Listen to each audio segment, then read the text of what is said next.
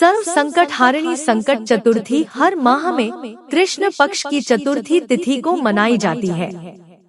इस चतुर्थी के दिन पार्वती नंदन भगवान श्री गणेश जी का श्रद्धा पूर्वक पूजन किया जाता है।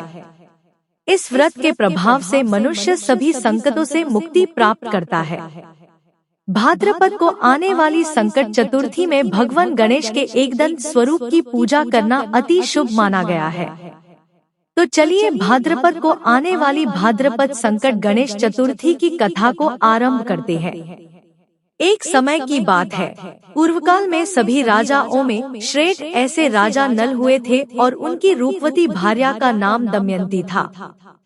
श्रापवश राजा नल को अपना राजपाट खोना पड़ा और अपनी पत्नी से भी वियोग सहना पड़ा था। तब महर्षि शर्भंग के परामर्श से रानी दमयंती ने इस महासंकट विनाशक गणेश चतुर्थी का व्रत किया और अपने पति को प्राप्त किया था। श्रापग्रस्त राजा नल के ऊपर विपत्तियों का पहाड़ अचानक से टूट पड़ा।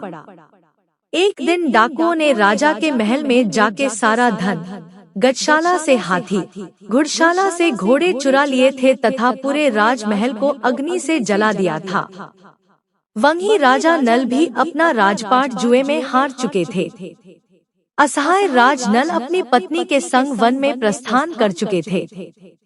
श्राप के प्रभाव से राजा नल और रानी दमयंती का भी वियोग हो गया था। अब दोनों एक दूसरे के वियोग में वन में अकेले देशाटन कर रहे थे। तभी वन में विचरण करते हुए एक दिन रानी दमयंती को महर्षि शर्भंग के दर्शन हुए। महर्षि शर्भंग तब अपनी योग साधना में लीन थे। रानी दमयंती अत्यंत पीड़ा में महर्षि शर्भंग के समक्ष उपस्थित हो गई और उन्हें मन ही मन प्रार्थना करने लगी। तभी महर्षि अपनी साधना से बाहर आए और रानी दमयंती को अपने समक्ष पाया और मन स्मित से उनकी ओर देखने लगे। जैसे ही रानी ने महर्षि को देखा वो उनके चरणों में गिरकर विलाप करने लगी और प्रार्थना करने लगी कि हे प्रभु, आप सर्वज्ञ हैं, आपसे कुछ नहीं छुपा है।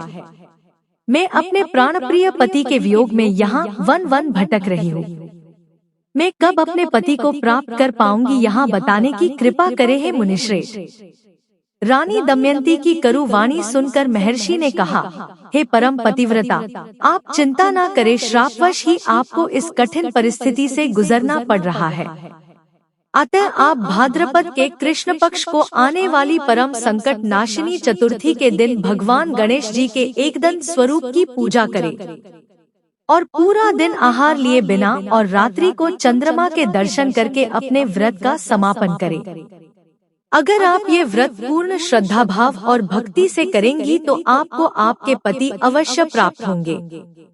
महर्षि शर्भंग के परामर्श से रानी दमयंती ने भाद्रपद को आने वाली संकट चतुर्थी का व्रत किया और तब से 7वें माह में ही उनको अपने पति और पुत्र प्राप्त हुए। इस व्रत के प्रभाव से राजा नल ने पुनः अपने सारे सुख और वैभव परत किए। सभी विघ्न को नाश करने वाला और सुख देने वाला यह एक सर्वोत्तम व्रत है।